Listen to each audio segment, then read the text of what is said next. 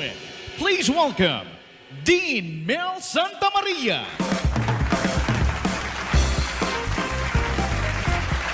Magandang gabi sa inyong lahat. Welcome to the Dean Mel Show. I am Dean Mel Maria, your host. Samahan niyo po kami sa isang oras na solb na kwentuhan. Napapanood po tayo sa Signal Cable Channel 1 at saka rin po sa Facebook and YouTube channel ng 1PH. Okay po, eto. Steady lang po kayo. Pakinggan niyo po ako. Ladies and gentlemen, from Manila, the Philippines, let's get ready to rumble! Naubusan ako ng hinga doon, mga kapatid, pero anong naramdaman nyo? Yan po ang sinasabi ni Michael Buffer bago makapagsuntukan ng ating pambansang kamao na si Manny Pacquiao kasi nai-involve po tayo, basta't narinig yan, nai-excite po tayo, boses lang, nai-excite na tayo. At minsan po, nag-i-scroll lang tayo ng ating mga cellphone, ng ating mga tablet. Ano na di-discover natin? Ang gagaling pong mga manganganta. Mas magaling pa nga doon sa ilang mga tanyag ngayon. Wow! Parang eureka! Eto rin pala sila. Kaya nga po ang social media ngayon, kung gagamitin ng mabuti, tayo po ay pwedeng maging our own media social mogul, pati na rin po our own promoter of ourselves and our capabilities.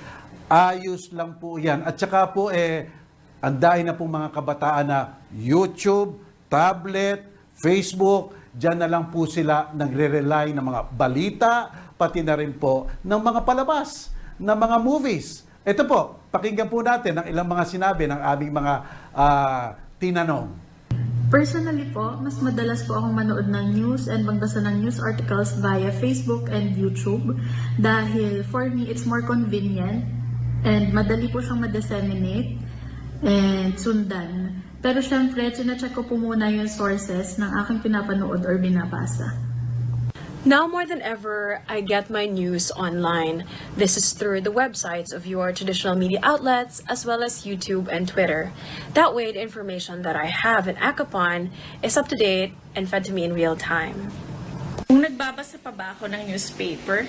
Actually, hindi ko na matandaan kung kailan. When was the last time ako nagbasa ng newspaper? Because lahat ngayon ng balita, ma-access mo lahat through internet, diba?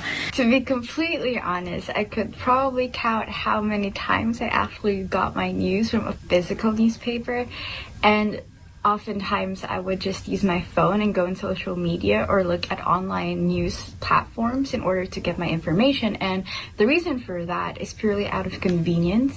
Like most millennials or Gen Zs or whoever really, I would always have my phone in hand and I'm always on the go. And so it's really more practical for me to just open my phone and in one swipe or in one touch, I could get my news. Another reason is I find it easier to cross-check and to cross-reference between news sites. And in the age of fake news now, I think that's really important to be able to verify your sources and to not, be so dependent on just one news source.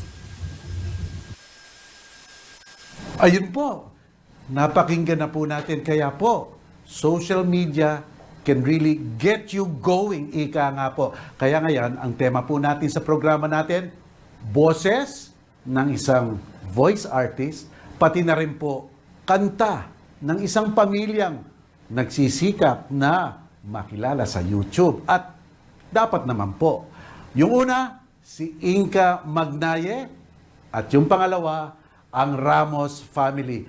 Kaya po, wag po kayong alis. Sandali lang po ito, magbabalik po ako.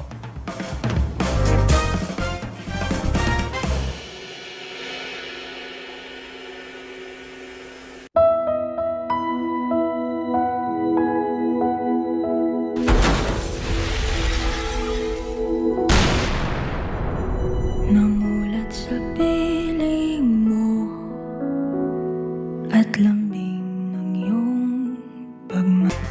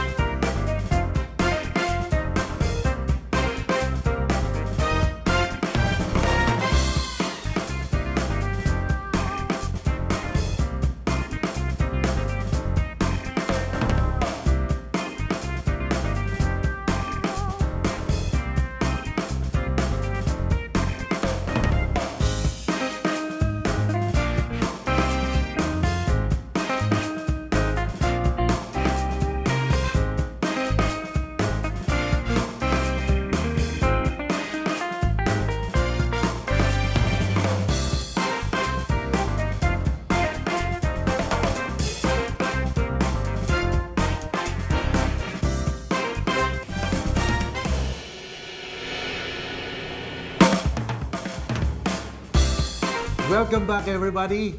Dean Mel Santa Maria here. Umpisahan na po natin. Huwag na tayong patumpik-tumpik. Pakilala na natin ang ating first guest, the trending voice in the Philippines and probably the whole world. Kasi basta nag-Twitter ka at nag-Facebook ka, you're just seen everywhere. Inka Magnaye. Hi Inka, how are you?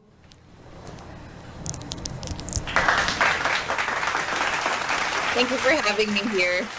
It is so nice to accommodate us. Thank you. Kami, it's our pleasure. It's a joy Thank you. to be with you.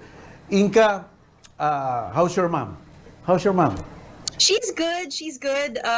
We're always home lang kasi po because we have a lot of our work is at home naman. So we're thankful about that. And just making the most of our time. How are you doing with this pandemic thing ngayon? Pretty good. Swerte lang po kasi yun nga po, a lot of my work is online.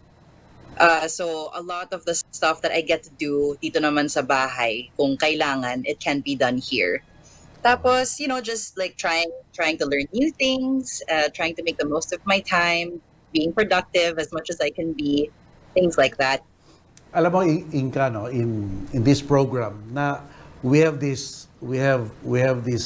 time where ang first question namin ay dynamite Okay. question to our guest. Okay, alam ko mabibigla ka. Pero this is it, Inka.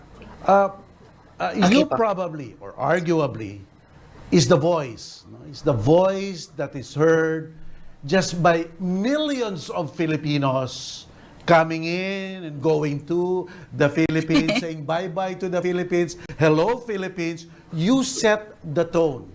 You set the tone for people coming into the Philippines. And do you feel the pressure? What is that for you? You're a hero, actually. You are a hero of our own time. You set the tone for people coming to the Philippines. What can you say about that? Well, it makes me feel very proud. This actually isn't the first time my voice has become the sort of like the voice that represents the Philippines. Kasi po, back in 2017, I was called on by the Cultural Center of the Philippines to be the live voiceover for the opening ceremonies and the other subsequent events, including the closing ceremonies of the 2017 ASEAN conference. Wow. So I was the live voiceover. I was the one opening the whole program when all the different ASEAN world leaders arrived. I was the one who introduced each and every world leader as they walked down into the plenary hall. So that was my first taste of being like the vocal representative of the Philippines. And there was a lot of pressure because it was done live, but I learned that I really enjoyed the feeling of being a part of something that big, being able to contribute to the Philippines in the best of my abilities. So that was such an exhilarating experience. And now that I get to do that for a flagship airline of the Philippines, and now people hear me coming into and leaving the Philippines, it makes me feel very proud. So I like where I am, very happy about everything. Inka, sample nga ng Philippine Airlines na yan. Ay, sige po. Okay. Mabuhay and welcome to Philippine Airlines. We care about your safety. Please stow your baggage in the overhead bins or under the seats in front of you. This is a non-smoking flight. Smoking, including use of electronic cigarettes, is not allowed. Wow! Wow! Inka, can you get us through the thought process? The thought process of doing those things. No, do you imagine yourself talking to the whole group of passengers inside the plane? What's the thought process that goes with that?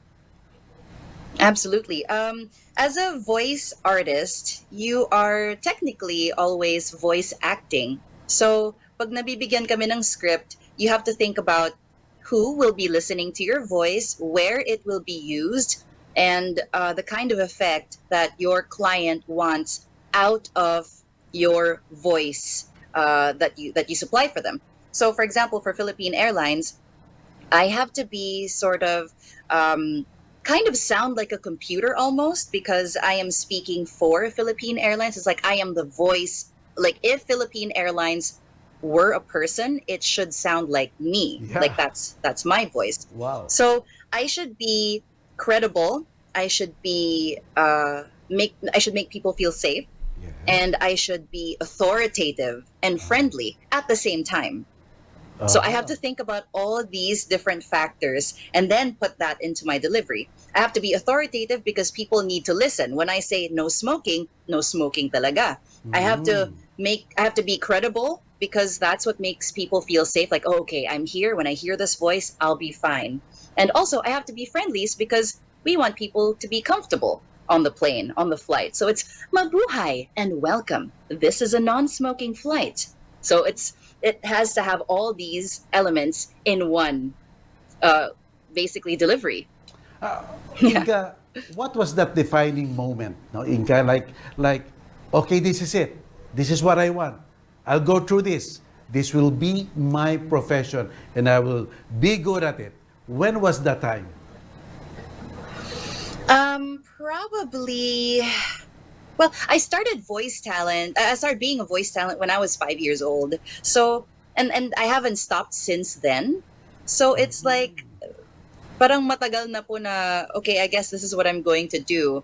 Like, I always liken it to people who grew up in like doctor families or lawyer families. Like when your dad and your grandfather or your mom and your grandmother and your titos and titas, they're all lawyers or doctors. Parang medyo alam mo na you're going to be a doctor or a lawyer as well. So parang ganun na rin po. That's what happened to me. Like my mom was a voice talent, my dad, and then my dad's sister, and then my dad's sister's husband. And I grew up in a studio, and then they were making me do voiceovers. So parang, I guess this is what I'll be doing then. Nasa DNA. Yeah. It's in your DNA. Alam mo, Opo, basically. yeah, alam mo, Inka, this voice artist world, no, ngayon lang na-open up a lot of people about it, no, yung ay, meron palang ganito. You know, when I heard the term voice artist, of course I look up, hinanap kita, and then let me see, is this really a craft? Is this really a profession? Then I was surprised. Oh my God, this is an industry. Yeah. Can you explain that for us? It's been an industry for a long time now, and famously, people get exposed to voice talents pag nanonood sila ng mga movie trailers, di ba po? Yeah. Coming this summer, or like happening like this Christmas, experience the fun in this new family movie. Santa Claus is here, or whatever.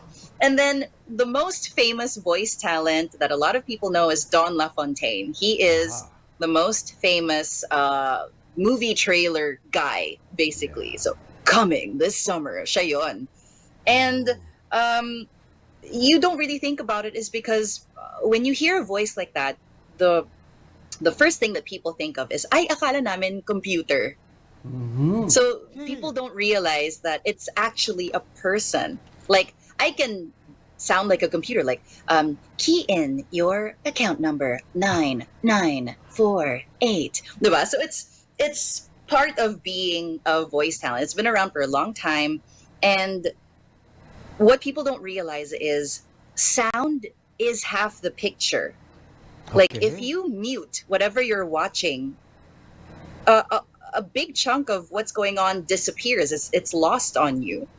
And that's how important voice talents are, and that's why it's such a big industry, but it's so underground. Yeah. Because you only hear them, and you only get to see their names at the end of the credits, and a lot of people don't really stay for the credits, so you never really notice that these voiceovers are real people. So I'm glad that my sudden popularity is helping shed light on the voiceover industry here in the Philippines, because it's been around a long time.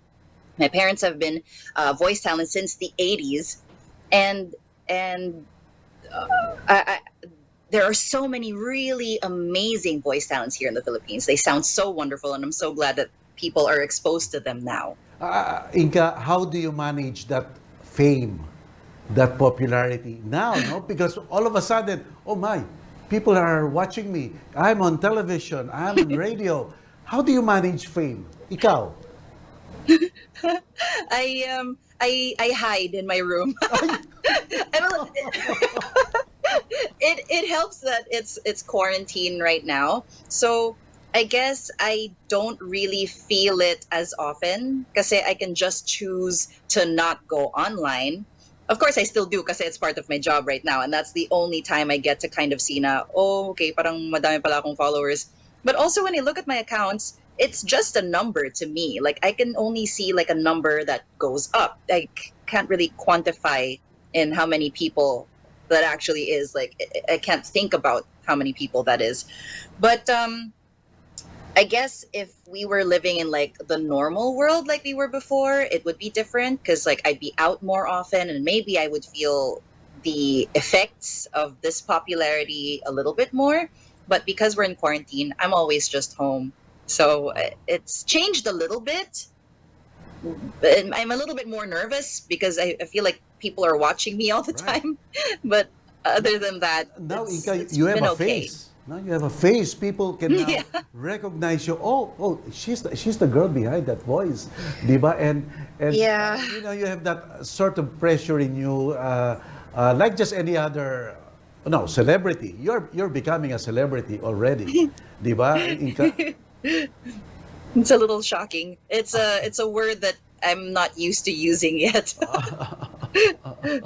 So okay. So you have your mom, and I saw that YouTube where you were TikToking, and you're saying, "Mom, can you repeat this?" And when you get older, you start mimicking or voicing out child voices, and then you said you voiced out an adult, and then may asawa ka na, and then matanda ka na, and yet when I saw you TikToking with your mom didn't change a bit.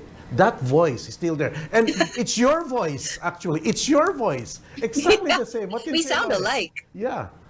Yeah, we sound alike. And the great thing about being a voice talent is you can start when you are 5, like I did. Okay, no. Let's say you start when you're in your mid-20s. You will have the same voice until you are in your late 50s, when you're 60. Okay. You can be a voice talent for a long time as long as you Yeah. take care of your voice and don't do anything to destroy it. Like actors, you can see the change on their faces easily because it's a very visual thing, right? But as a voice talent, my mom still sounds like she's my age, Yeah. and I can sound like I'm her age. So it's such an interesting craft. Can we just show that? Can we just show that video with your mom? Roll video. Let's see it. Repeat after me. Mabuhay.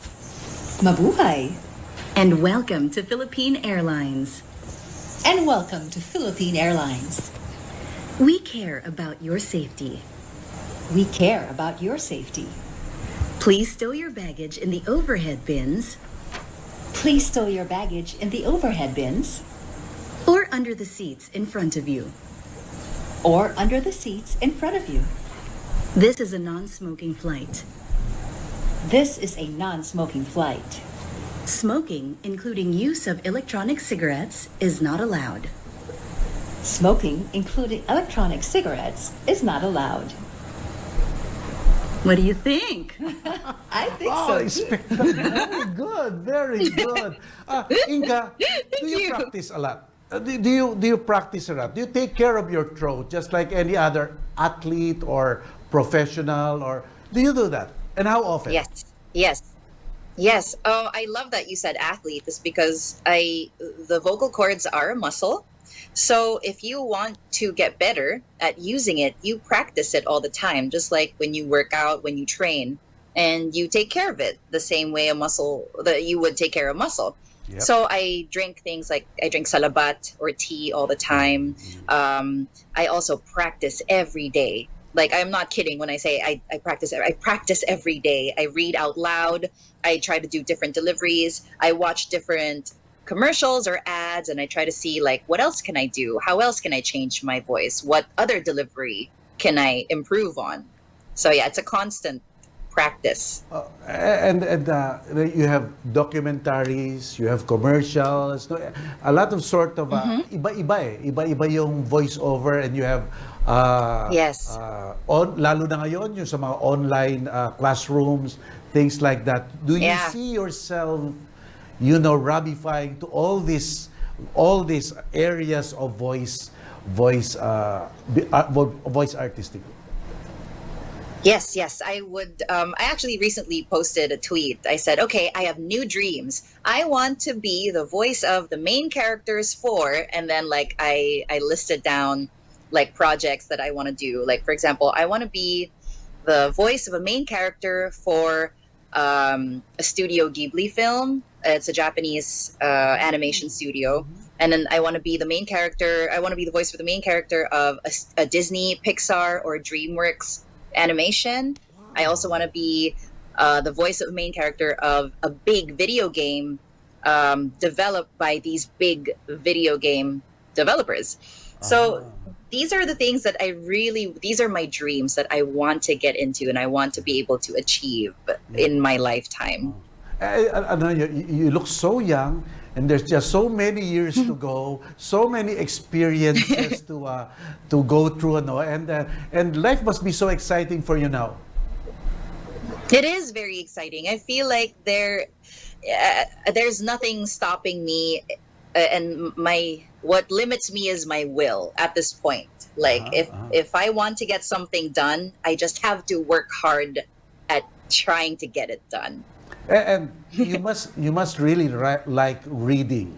Yung basa ka ng basa. Oh, because, yes. And you don't basa silently, but probably malakas. No? Like just during elementary days, you go in front of the class and just read a book.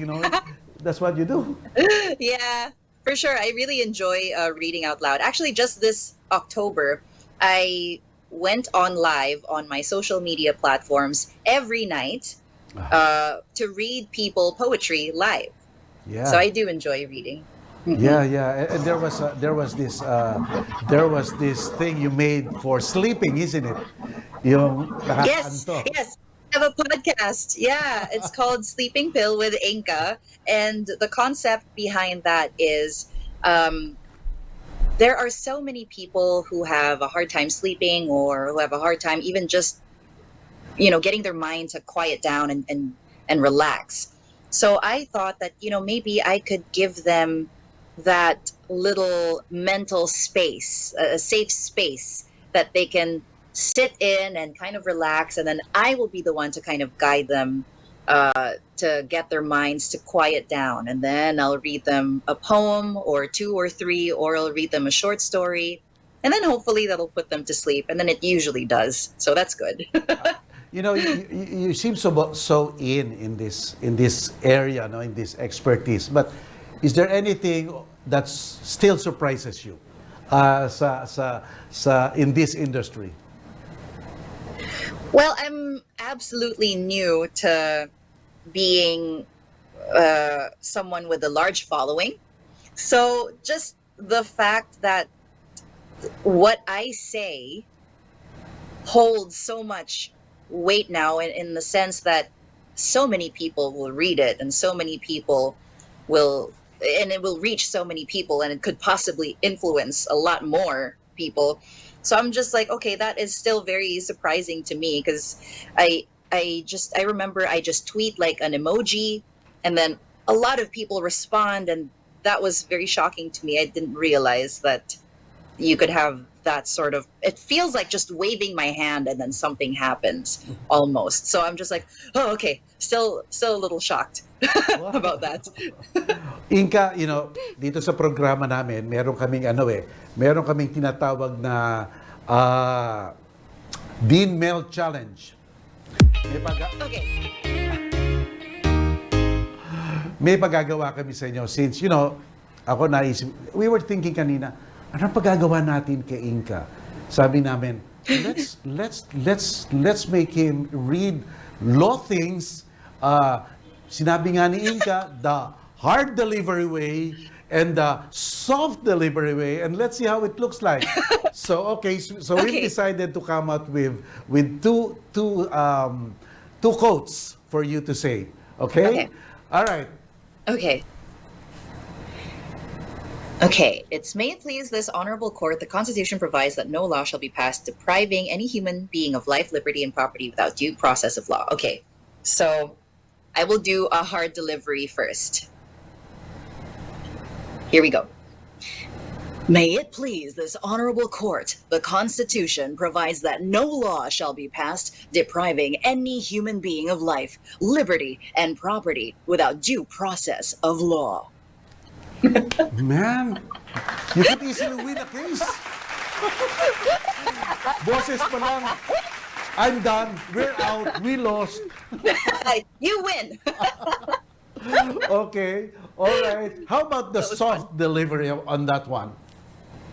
Okay, let's do a soft one. May it please this honorable court, the Constitution provides that no law shall be passed depriving any human being of life, liberty, and property without due process of law. Man, ang galing. Parang dalawang tao yung pinapakinggan ko. Oh my God. Spectacular. Estupendo. Estupendo. Thank you. Let's have another one. Okay. There must be a profound national commitment to the principle that debate on public issues should be uninhibited, robust, and wide open, and that it may well include vehement, caustic, and sometimes unpleasantly sharp attacks on government and public officials. I'll read this. How about I read this like a computer? Good. Let's do it. Yeah? Okay. Here we go. There must be a profound national commitment to the principle that debate on public issues should be uninhibited, robust, and wide open, and that it may well include vehement, caustic, and sometimes unpleasantly sharp attacks on government and public officials. Spectacular. Oh, God. Can I ask you, do you often listen to your own voice and assess it and evaluate it? Yes, that is an absolutely necessary step of wanting to improve, of improvement of your delivery. Because if you don't know what you sound like, you don't know what you need to build on. And that's something that I learned when I was on radio, because I was a radio DJ for 8 years. And one of the people who trained me, one of my radio mentors, was my dad, Jeremiah Jr. He's been on the air for years, he's been on the air for 40 years now.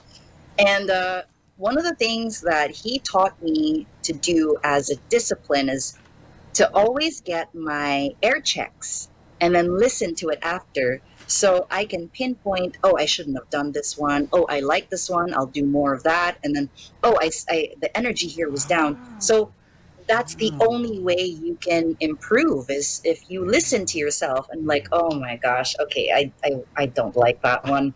And then people don't often like that part. It's because they don't like listening to their recorded voices because they think that it sounds so bad. But it's actually, you sound normal. We're just hearing it differently. It's because you hear your own voice through the resonance of your skull.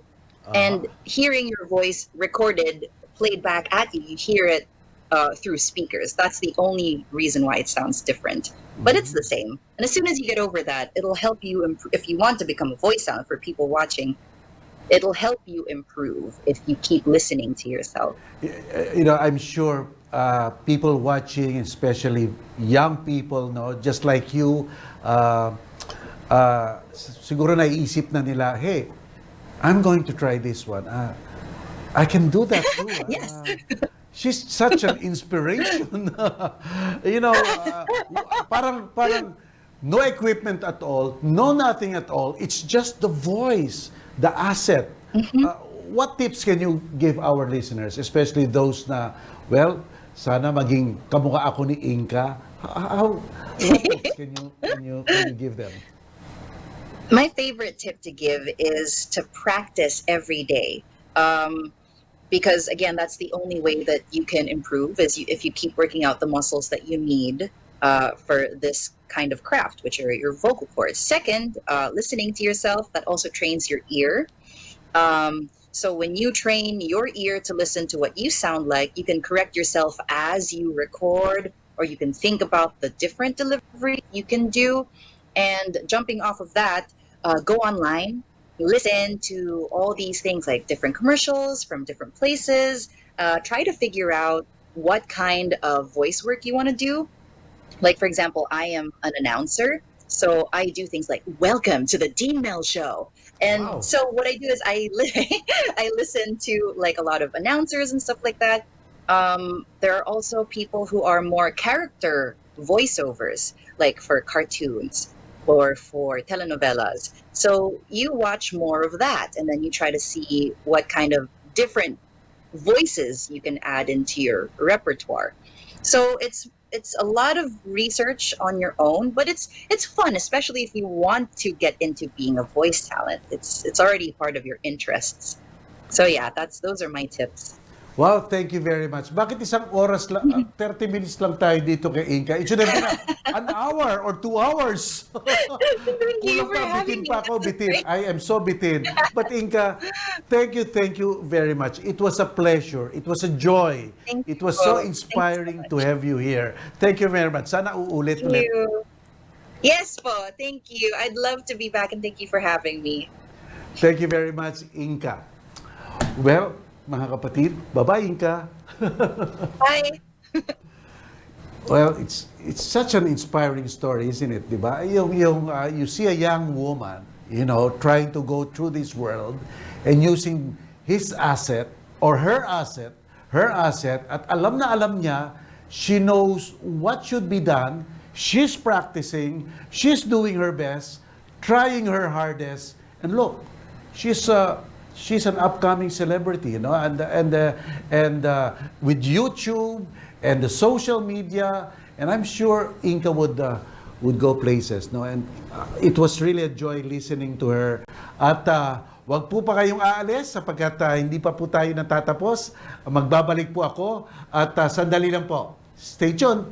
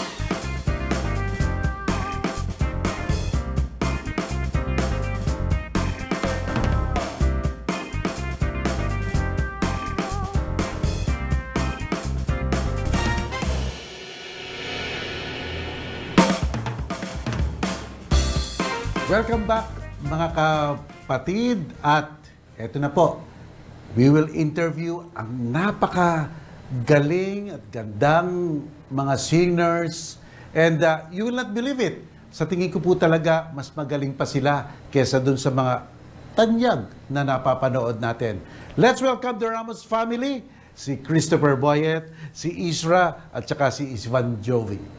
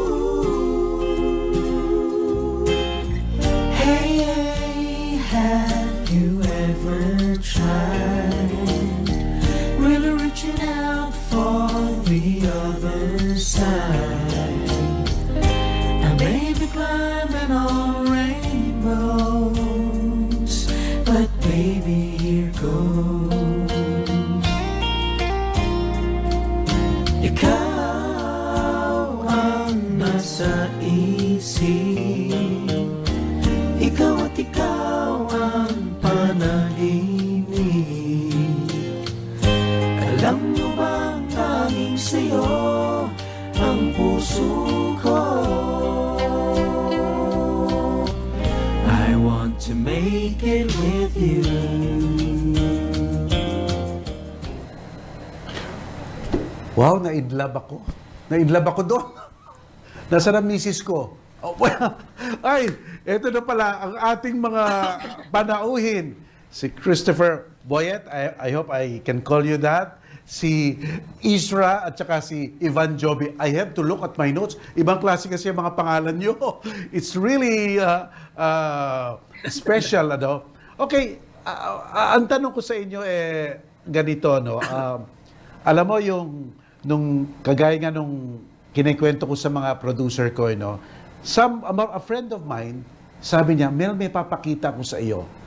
It's a family, and tignan mo lang. Sabi ko, okay, sige, bato mo sa akin.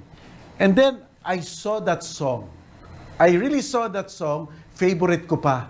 Sabi ko, oh man, ang galing nila.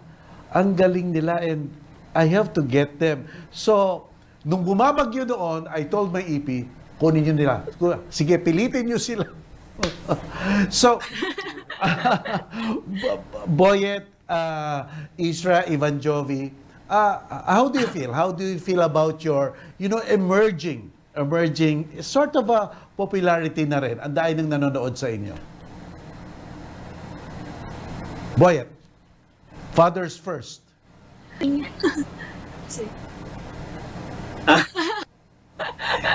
Baka paniwala kasi hindi po namin na-expect na magugustuhan po ng mga tao yung aming ginawa. Yun po kasing anak ko, si Ivan, yung talagang una siyang idea po niya yung sa social media. Sinuportahan lang po namin kasi para po talaga sa kanila. Later, nung sabi nila sumama na raw ako at ako'y makigulo. Kaya parang lang po, parang yung sa akin ako'y salimpusa lang talaga. Sa kanila lang po talaga ito. I hope you don't mind, ha? Pinatugtog namin yung YouTube nyo, ha? I hope you don't mind. Okay. Okay po, okay lang po. Malaking karangalan po. Ikaw naman, Ivan Jovi, nakikita ko rin mga YouTube, I think you're right to be out there and just sing, Ivan Jovi. What can you say about your emerging popularity? Actually, hindi po namin ina-expect, pero very thankful lang po talaga sa lahat ng sumuporta, sa lahat ng natuwa, sa lahat ng nanood, kasi di po talaga namin akalain aabot po ng millions yung views din po din sa kanta namin. So, just thankful po. Galing. Isra, ikaw naman. Actually, hindi rin po makapaniwala dahil ginagawa rin naman talaga namin po to para sa hobby. So, hilig din po talaga namin kumanta as family.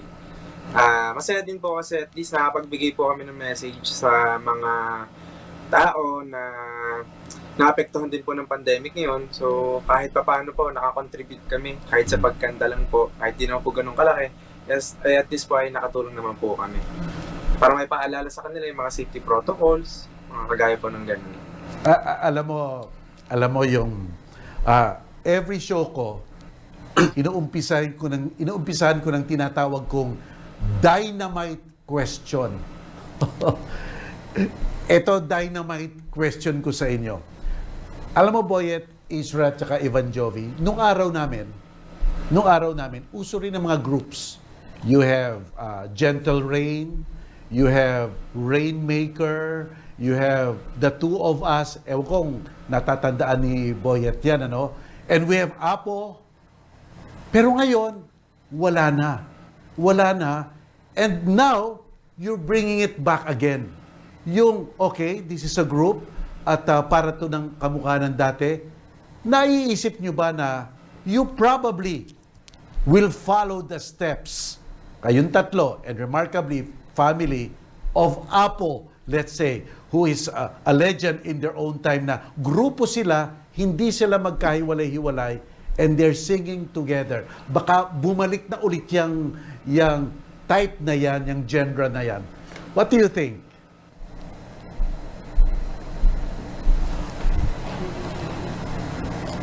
Joseph, Boyet.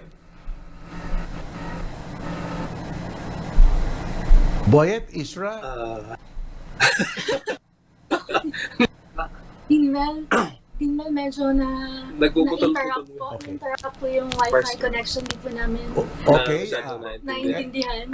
Itong tanong ko, sa tingin nyo ba, you will be the future singing group of the Philippines in the likes of Apo, Rainmaker, the two of us? Sa tingin nyo ba? Yan ang dynamite question ko. What do you think?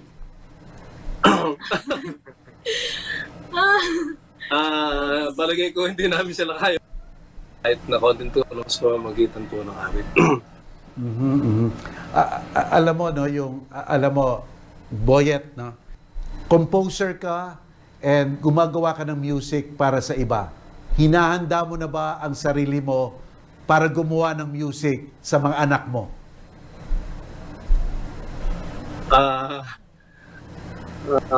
Pwede po. So, medyo wala po sa plano pa po namin yung gano'n. Pero sa tingin ko po, kung pagpupursigan, pwede po. Matagal-tagal na rin po ako sa industriya. Oo nga. Po, 40 years na, mahigit na sa industriya ng music. Siguro po kahit paano, ito mga ginagawa po namin ngayon, isa pong tulay para po sa kinabukasan po na maaari pong mangyari para sa aking mga supling na ito. Alam mo, Joseph, yun, award-winning composer ka pa naman, di ba? And your songs are familiar na ang mga tao dyan. Pero punta ako sa mga anak mo. Evan Jovi, nakikita ko rin kumakanta ka. Do you see yourself going into this line eventually to be a singer? Nakikita mo ba ang sarili mo?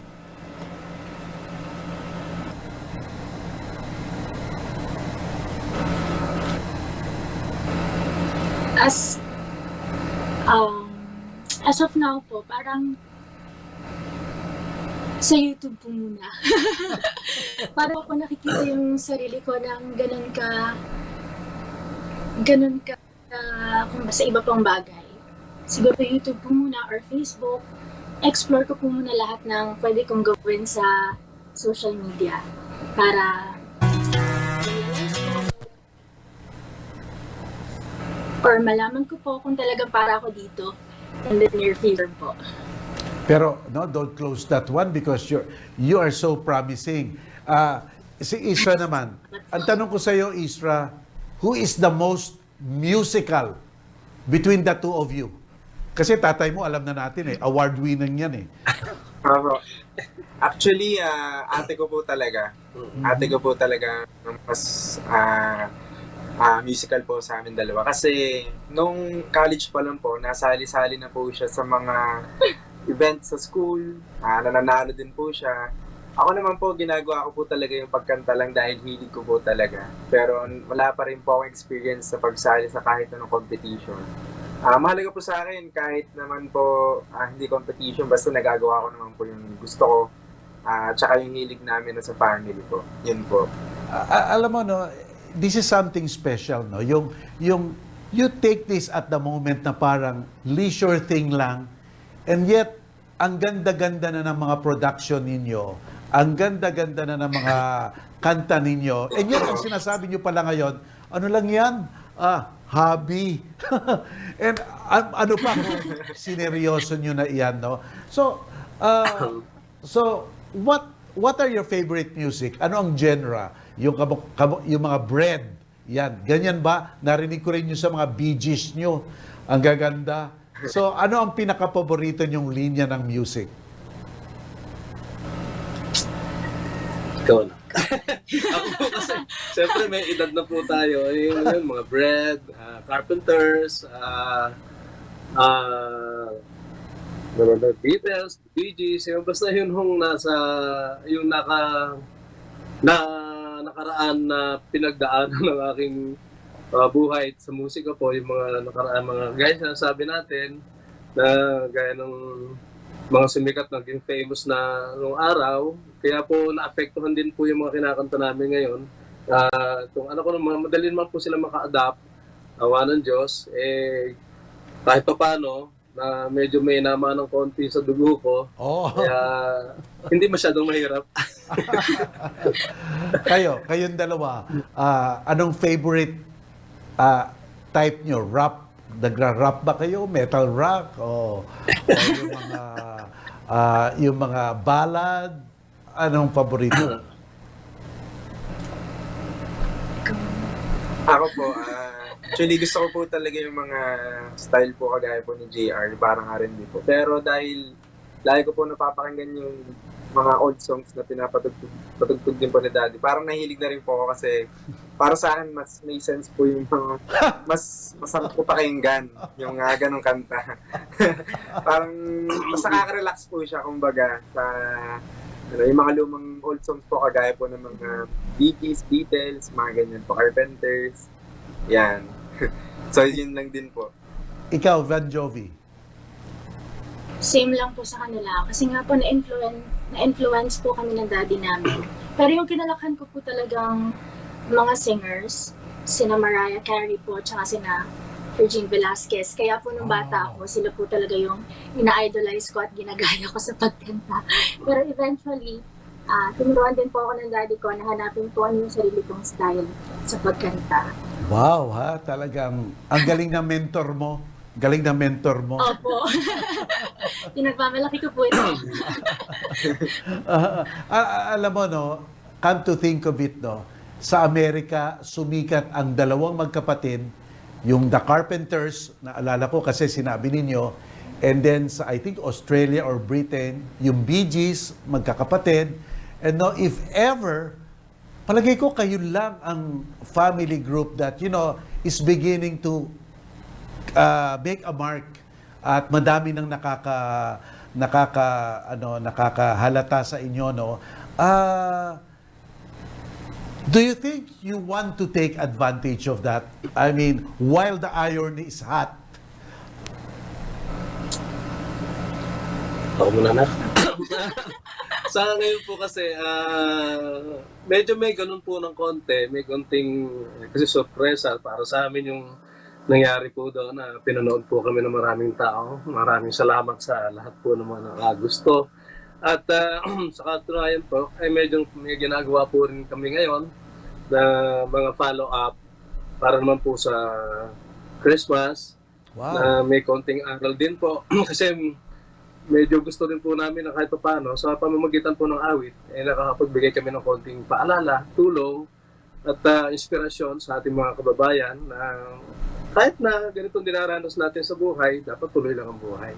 At positive lang po tayo. Hindi tayo masyadong meron tayong Diyos na makakapitan sa lahat ng oras at sila natin lagi ng lalagay sa ating puso na ano man ang ating darasin, mayroong kinabukasan maganda na bigay ng Diyos.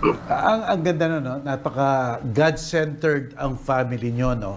In the midst of all this pandemic and all these secular things. That's a good one. And talagang nakaka-inspire, no? And lumalabas sa mga kanta nyo, no? And it's a nice thing to hear. Okay.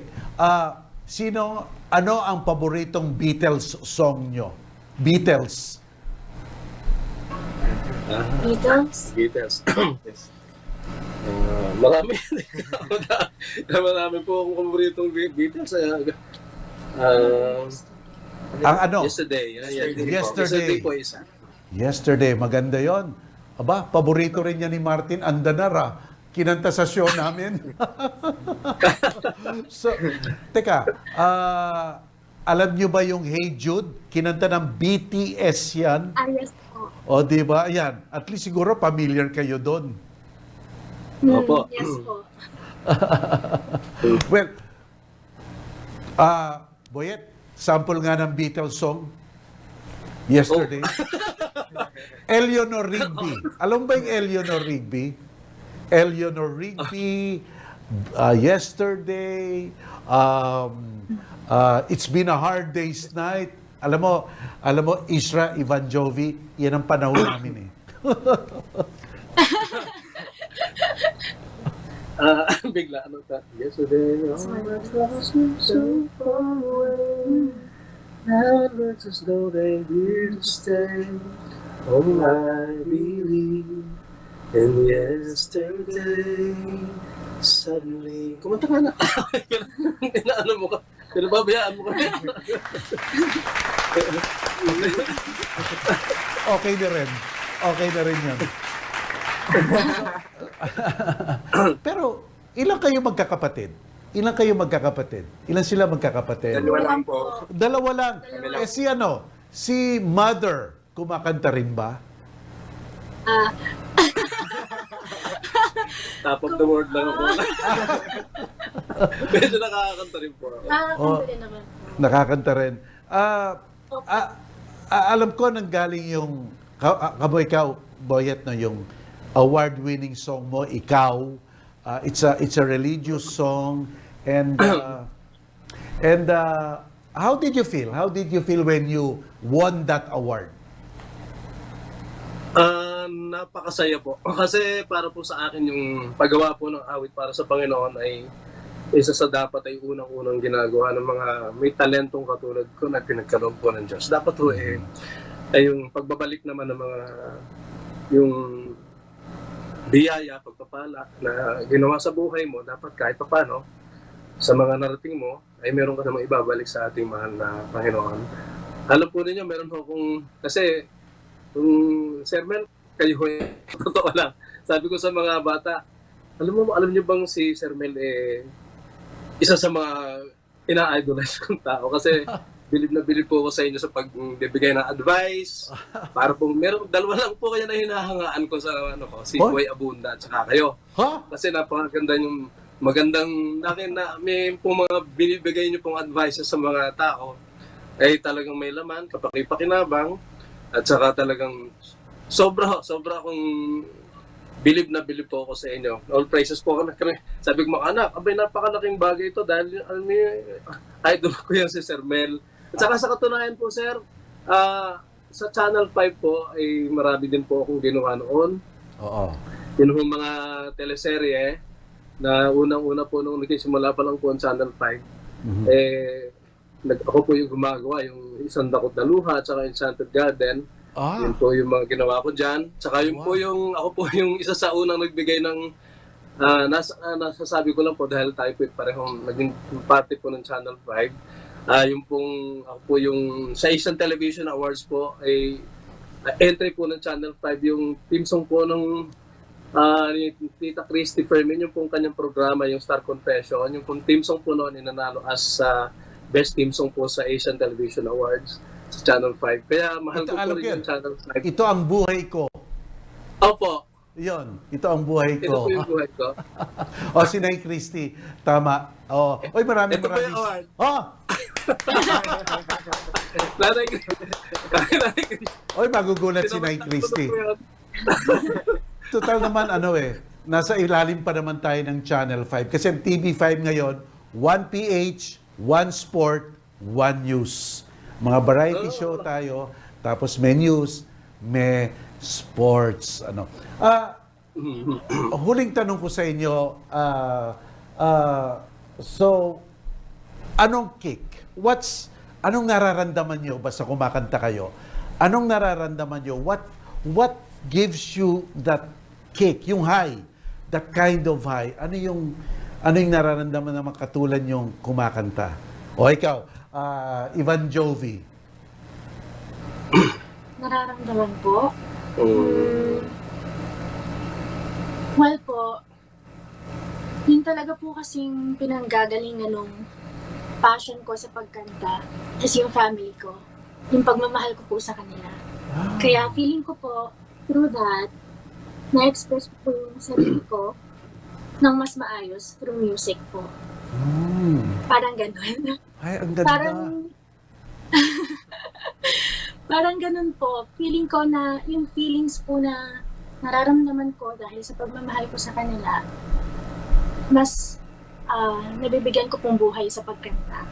Lalo na po ngayon na magkakasama po kami, mas sobrang masaya-masaya po ako. Kasi napilit ko po si Daddy, napilit ko yung kapatid ko. Ang saya ko po. Alam mo, ang lalim pala talaga ng hinuhugutan niyan, at lumalabas yung joy, yung kagandahan sa musika. Beautiful. Ikaw naman, Isra, anong high mo dito sa mga pagkanta? Actually, pag nakakanta po ako kasi, actually mahal ko po yung music dahil unang-una ito po yung binuhay sa amin ng tatay ko. Kasi sa pag-compose po niya ng kanta, so ito po yung nag-provide sa amin itong industriya na po na to. So once po na kumakanta po ako, kahit di man sa maraming tao, mahalaga po na-express ko yung sarili ko and masaya po ako habang nakakanta. Siguro talagang ginagawa ko rin po talaga siyang hobby kasi feeling ko kasi tatay ko naman po talaga nakakanta, kaya feeling ko siguro kahit sa sarili ko kaya ko din po kumanta. Yun.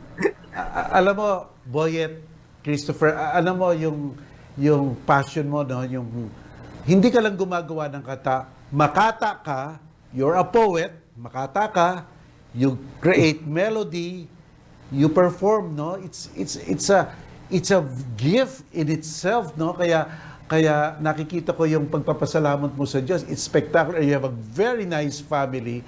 How do you feel? How do you feel na ang mga anak mo nakikita mo na ngayon na maring sumunod sa yapak ng brilliance mo?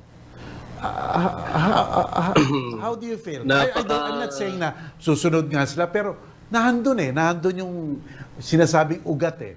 How do you feel?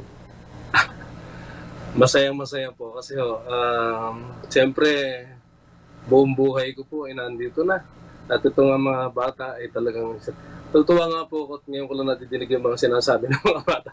Actually itong araw ko, itong lalaki, itong bata na to, medyo ito hindi ko seryoso. Pero ngayon ko lang nadidinig ng magaganda yung mga sinasabi. Hindi ko ito nadidinig ni minsan na magsalita ng mga seryosong bagay maliban ngayon. At ako ay natutuwa na yung akin pala mga nagawa sa kanila nung araw, nakikita nila, nakakataba ng puso, at yung bang sa ating mga magulang, makita man lang ng mga anak mo na yung nararamdaman pa na nila yung nagawa mo sa kanila, bagamat hindi ka humihingi ng kapalit dahil mahal mo sila, dahil siyempre buhay mo sila, yun lamang ng kapalit noon. Tayo naman mga magulang, ganun talaga. Sapat na po yun para maging sobrang saya. At saka, siyempre po, yung talent na ibinigay nga po sa akin na namamana ng mga bata. At ngayon po ibinabahagi namin hindi lang po dito sa atin, kundi sa mundo na rin po dahil sobrang lawak po ng social media, hindi po namin nakalain talaga ito. At kami po sobrang nagpapasalamat po sa inyong show, Sir Mel, at saka dun po sa mga tao sa buong mundo na naka-appreciate po ng aming mga ginawa, na sobra pong hindi po namin akalain at kami po ay gumawa lamang nito para at least kahit nag-iisip kami kung paano kaya tayo makakatulong, paano kaya tayo kahit paano, wala naman tayong sapat na kakayahan or financial para makatulong sa kapwa natin, konti-konti lang.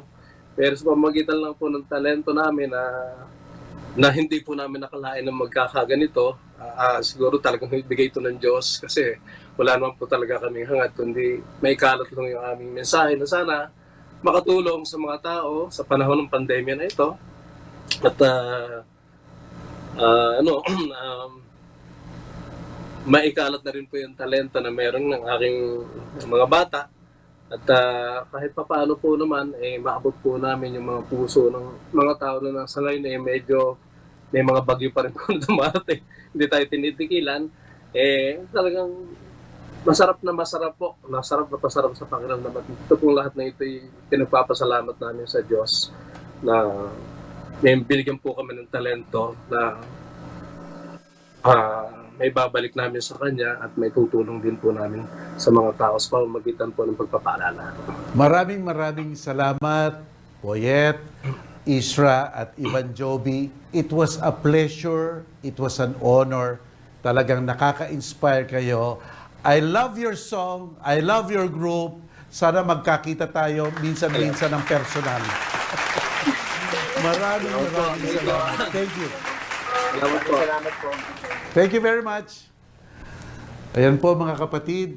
Well, it's an inspiring story. Alam nyo, ngayong pandemyang yon, pwede talaga kayo mag-contribute. And the way they're doing it, nag-uplift po talaga sila ng spirit nating lahat through music. The Ramos family. Okay mga kapatid, at well, diyan na po nagtatapos ang ating palatuntunan. Kaya lang, bago po tayo maghiwalay, punta po tayo sa ating susunod na segment, Ask Ko Lang Din.